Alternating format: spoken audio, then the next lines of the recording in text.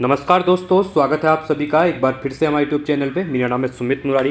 देखिए, Uttarakhand PCS UK triple S C 2025 के जो एग्ज़ाम होने वाले हैं, इसके लिए जो इंपॉर्टेंट प्रैक्टिस एमसीक्यूज मैंने स्टार्ट किए थे, इसमें आज पॉलिटी का पार्ट 4 रहने वाला है, जहाँ पे इंपॉर्टेंट हम वीडियोस इसमें हम कवर करेंगे इंडियन पॉलिटी के कुछ इंपॉर्टेंट क्वेश्चन। 50 से 60 क्वेश्चन रहेंगे यहाँ पे, ठीक है। तो इंपॉर्टेंट एमसीक्यूज हैं, 20 से 25 मिनट की वीडियो होती है और आपके लिए काफ़ी हेल्पफुल वीडियो ये रहने वाली है, ठीक है।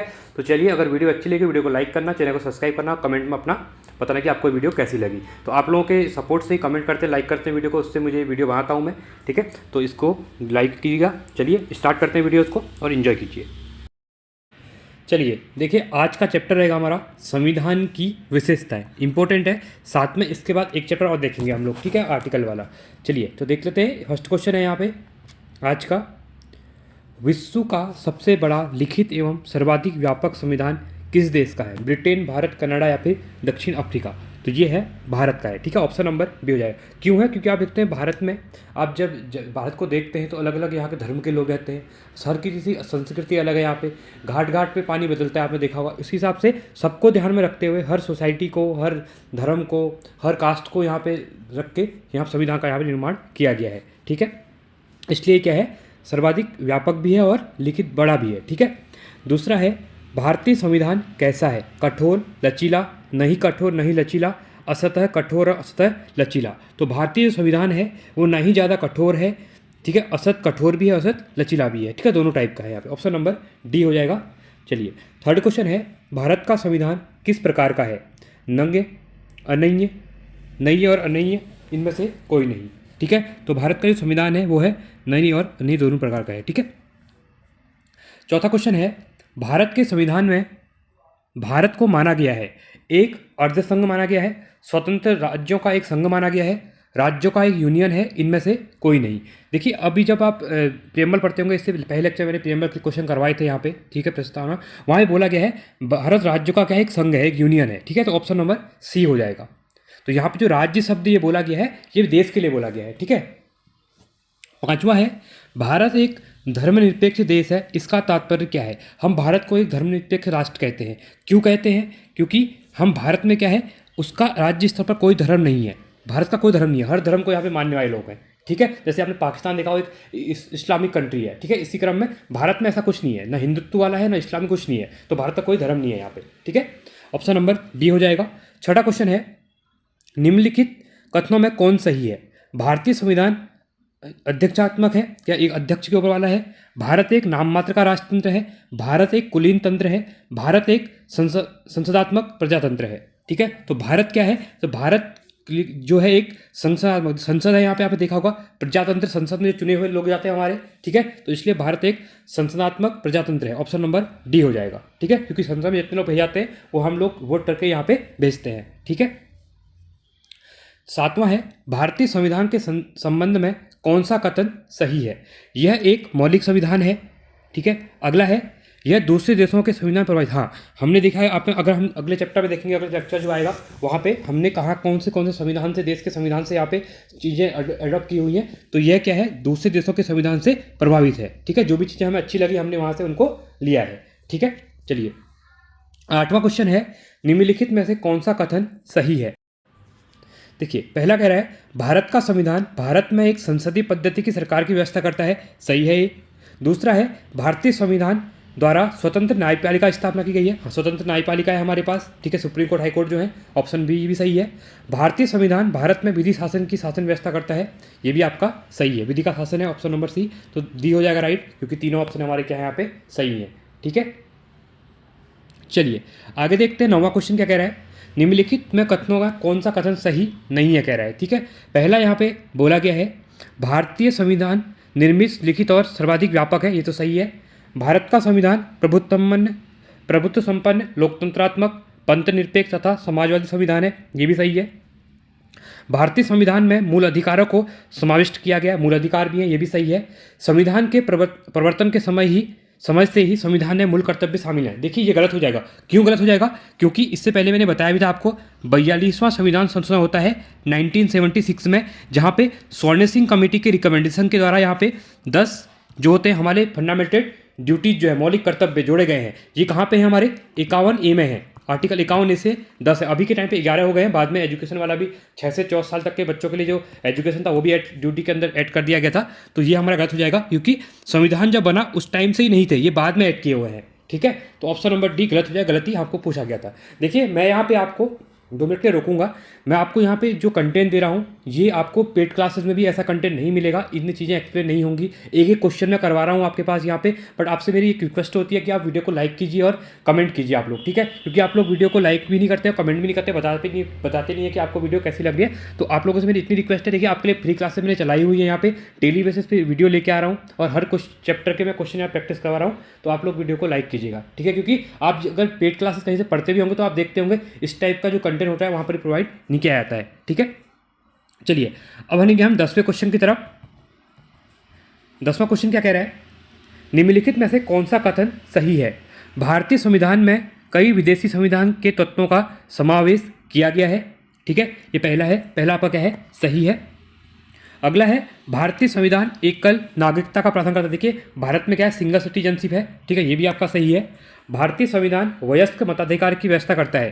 ठीक है, ये भी आपका सही है। आर्टिकल कौन सा है बताएंगे आप लोग, चलिए आर्टिकल 325 में ये लिखा हुआ है, इसको ध्यान देना आप लोग। ऑप्शन नंबर सी हो जाएगा, उपयुक्त डी।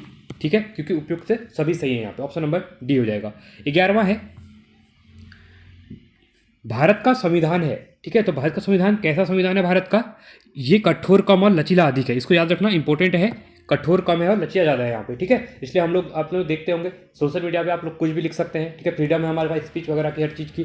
ठीक है, चलिए 12वां है, भारतीय संविधान का स्वरूप किस प्रकार का है। तो भारतीय जो संविधान है ये क्या है, संरचना में संघात्मक है और भावना में एकात्मक है। ठीक है, ऑप्शन नंबर सी इंपॉर्टेंट है। ये स्टेटमेंट बहुत बार पूछता है कि भारत का संविधान कैसा है, इसका स्वरूप कैसा है। आपको इंटरव्यू के अंदर भी ये क्वेश्चन देखने को मिलेगा। तो संरचना में तो संघात्मक है और भावना में एकात्मक रूप टाइप का है। ठीक है, 13वां है, भारतीय संविधान भावना में एकात्मक है क्योंकि, क्यों है, अब आपको समझाना है यहाँ पे कि एकात्मकता तो हम कह रहे हैं एकात्मक है करके, पर क्यों है, क्यों है, क्योंकि यहाँ पे क्या है, केवल संसद को संवैधानिक संशोधन प्रक्रिया आरंभ करने का अधिकार है। क्योंकि संसद में 3 चीज़ें आती है। हम भारत का जो संसद है वो कैसे बनता है, इसमें एक लोकसभा भी है, राज्यसभा भी है और प्रेसिडेंट भी है। इन तीनों से मिलकर यहाँ पे भारत का संसद बना हुआ है। और ये चीज़ें लिखी कहाँ है, आर्टिकल, कुछ इंपॉर्टेंट आर्टिकल है उनको याद रख लो। संसद जो है इसके अंदर देखिए, इसको ऐसे याद रखो, सरला से याद रख लो।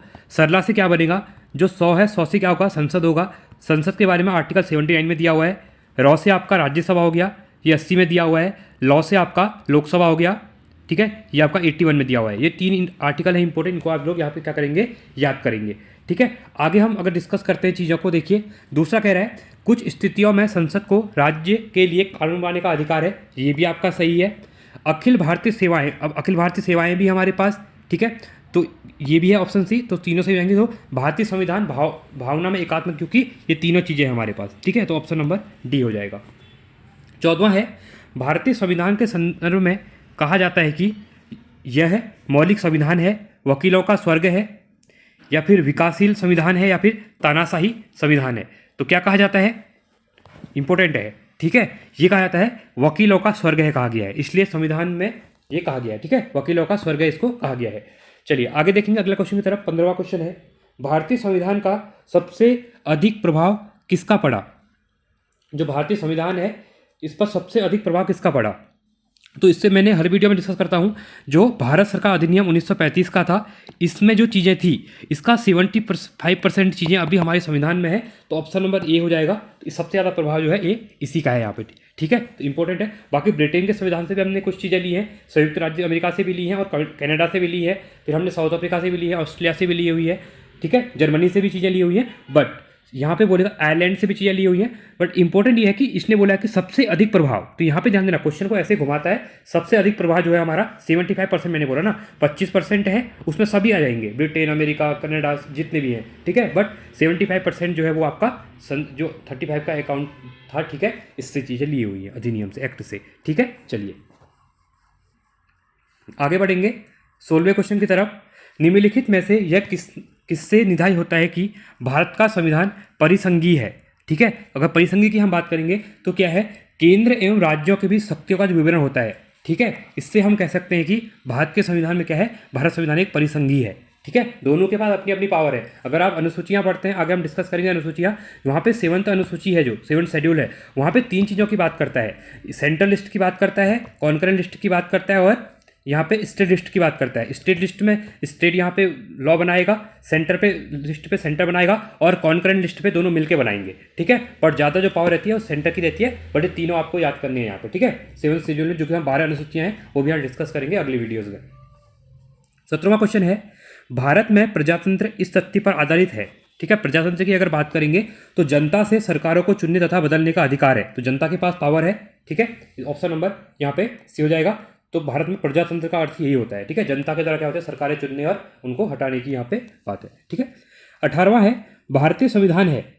ठीक है, भारतीय संविधान में क्या कह रहा है, 300 से अधिक आर्टिकल्स हैं, 350 से अधिक आर्टिकल्स हैं, 400 से अधिक आर्टिकल्स हैं, या 500 से अधिक आर्टिकल्स हैं। ठीक है, तो भारतीय संविधान में क्या है, 395 आर्टिकल थे स्टार्टिंग में। ठीक है, ऑप्शन नंबर बी यहाँ पे करेंगे, राइट हो जाएगा। ठीक है, 19वां क्वेश्चन है, भारत में किस प्रकार की शासन व्यवस्था अपनाई गई है। ठीक है, मोस्ट इंपॉर्टेंट क्वेश्चन है। तो भारत ने ब्रिटिश संसदात्मक प्रणाली, क्योंकि देखिए ब्रिटिशर्स थे यहाँ रूल किया था, उनके बाद ही उनके जो रूल थे हम उन्हीं को फॉलो कर रहे हैं। ठीक है, 1935 का जो एक्ट था इनके बनाया हुआ था वो भी, तो हम जो बात कर रहे हैं ब्रिटिश संघात्मक प्रणाली की बात करते हैं यहाँ पे, मतलब हम भी यहाँ पे इसी को अपनाई गए हमने भी। ठीक है, 20वां क्वेश्चन है, भारतीय राजनीतिक व्यवस्था में इनमें से कौन सर्वोच्च है। सर्वोच्च न्यायालय, संविधान, संसद या फिर धर्म। तो हम यहाँ पे संविधान को सबसे ऊपर रखते हैं, तो ऑप्शन नंबर बी हो जाएगा। 21वां क्वेश्चन है, भारतीय संविधान के बृहत होने का कारण क्या है। बृहत मतलब बड़े होने का कारण क्या है यहाँ पे, इसमें अनेक संविधानों के अनुभव समाविष्ट हैं। क्या मेन कारण ये है, नहीं ऐसा कुछ नहीं है। इसमें विस्तृत प्रशासकीय प्रावधान है, नहीं ऐसा भी नहीं है। यह एक बड़े देश के शासन संबंधित, नहीं ऐसा भी नहीं है।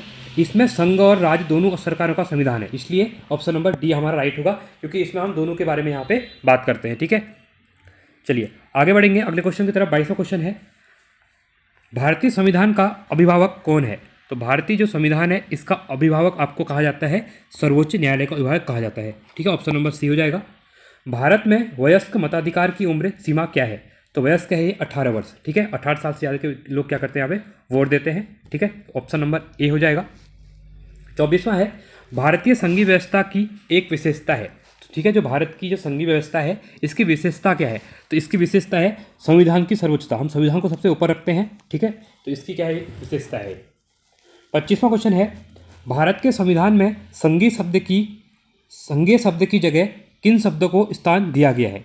ठीक है, मैंने पहले ही आपको डिस्कस किया था ये क्वेश्चन। ठीक है, इसमें हम राज्यों का संघ कहते हैं, इसको क्या कहते हैं, राज्यों का संघ कहते हैं। ऑप्शन नंबर सी हो जाएगा। भारतीय संविधान में कितनी सूची लिस्टें हैं। अब यहाँ पे किसकी बात कर रहा है, लिस्ट की बात कर रहा है। ठीक है, तो इसमें 3 लिस्टें हैं। ठीक है, कौन कौन सी डिस्कस कर चुका हूँ मैं, central list, state list and concurrent list. ठीक है, 27वां है, भारत का संविधान अपना प्राधिकार किससे प्राप्त करता है। ठीक है, तो भारत का संविधान किससे प्राप्त करता है, तो ये करता है भारत की जनता से। Option number C is right option. ठीक है, 28वां है, भारत में वैध प्रभुत्ता निहित है। तो किस में है, भारत में। ठीक है, इंपॉर्टेंट क्वेश्चन है ये भी, तो ये होती है संविधान में। ऑप्शन नंबर डी हो जाएगा। 29वां क्वेश्चन है, भारतीय संविधान की संरचना किस प्रकार की है, संघीय, एकात्मक, कठोर या फिर कुछ एकात्मक कुछ कठोर। तो भारत की जो संविधान की रचना है वो क्या है, कुछ एकात्मक है और कुछ क्या है कठोर है। ठीक है, ऑप्शन नंबर डी। 30वां क्वेश्चन है यहाँ पे, भारत के संविधान के अधीन निम्नलिखित कथनों में से कौन से सही हैं। संविधान सर्वोच्च है, सही है आपका। संघ तथा राज्य सरकारों के बीच शक्तियों का स्पष्ट विभाजन है, ये भी आपका सही है। अगला कह रहा है, तीसरा कह रहा है ये, संविधान के संशोधन के लिए विविध प्रक्रिया का अनुसरण करना होता है, ये भी आपका सही है। संघ की संसद तथा राज्य विधानसभाएं संप्रभु है, नहीं ऐसा कुछ नहीं है, गलत है। मूल अधिकारों की परिधि को निर्धारित करने के लिए संविधान की उद्देशिका का अवलंब नहीं लिया जा सकता, नहीं ये भी आपका गलत है। तो तीनों सही हो, 1 2 3 सही है, तो 1 2 3 ऑप्शन नंबर डी हमारा यहाँ पे राइट हो जाएगा। ठीक है, 31वां क्वेश्चन है, लिखित संविधान की अवधारणा ने सर्वप्रथम कहाँ जन्म लिया था। तो जो लिखित संविधान की पहली बार बात की गई किस देश में लिखित संविधान यहाँ पे अपनाया गया था, ये क्या अपनाया था, फ्रांस में। ठीक है, ऑप्शन नंबर ए हो जाएगा। 32वां क्वेश्चन है, अगला है, अध्यक्षात्मक शासन का उदय सर्वप्रथम किस देश में हुआ था। इंपॉर्टेंट क्वेश्चन है। तो ये हुआ था संयुक्त राज्य अमेरिका यूएसए में। ठीक है, अगला है 33वां क्वेश्चन, निम्नलिखित में से कौन सा एक भारतीय संविधान का दर्शन नहीं है? कल्याणकारी राज्य, समाजवादी राज्य, राजनीतिक समानता या फिर साम्यवादी राज्य। तो इसमें से बोला गया कौन सा दर्शन नहीं है एक। ठीक है, तो इसमें साम्यवादी राज्य की बात यहाँ पे नहीं है, बाकी हमारा राज्य देश कल्याणकारी राज्य भी है संविधान, समाजवादी राज्य भी है और राजनीतिक समानता भी है यहाँ पे।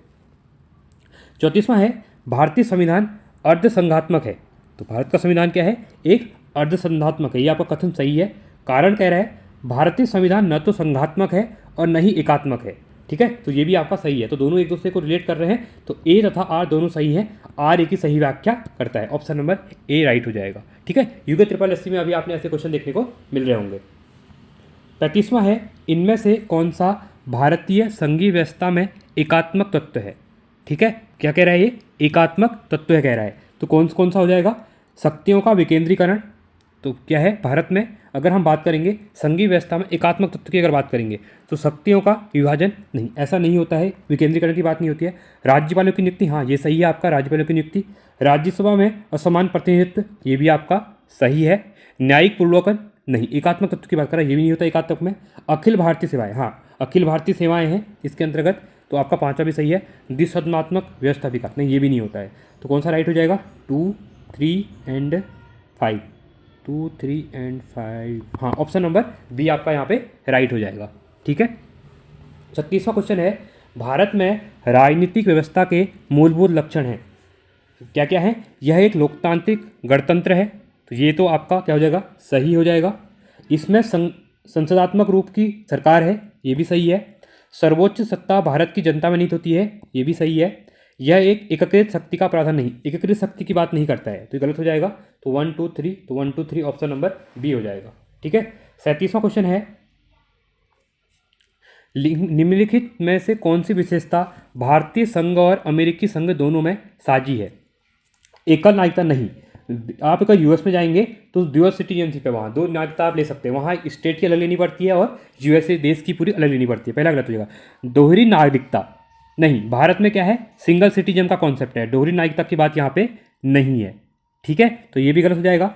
संविधान में 3 सूचियाँ, देखो संविधान में 3 सूचियाँ हैं, भारत में है बट ऐसा यूएस में नहीं है, ये अभी आपका गलत हो जाएगा। संविधान की व्याख्या के लिए संघीय उच्चतम, हाँ जो सुप्रीम कोर्ट है वो है यहाँ पे, तो ऑप्शन नंबर डी राइट हो जाएगा। ये दोनों समान है, भारत में भी है और अमेरिका में भी, ये दोनों चीज़ें समान है। ठीक है, 38वां है, निम्नलिखित में से कौन भारतीय राज्य व्यवस्था में सर्वोच्च है? ठीक है, तो भारतीय जो राज्य व्यवस्था है इसमें सर्वोच्च क्या माना जाता है? तो ये है संविधान, ऑप्शन नंबर सी हो जाएगा। 39वां क्वेश्चन है, भारतीय संविधान का आप किस प्रकार वर्णन करेंगे? ठीक है, किस प्रकार से वर्णन करेंगे? पहला बोला गया है आकार में मध्यम, पहला क्या है? आकार में मध्यम है, नहीं इस प्रकार से नहीं करेंगे। बहुत छोटा एवं सुसहज, नहीं ये भी नहीं है। विश्व के सबसे विशिष्ट संविधानों में से एक, हाँ ऑप्शन नंबर सी यहाँ पे राइट होगा, क्योंकि जो भारत का संविधान है वो क्या है? विश्व के सबसे विशिष्ट संविधानों में से क्या है? एक है।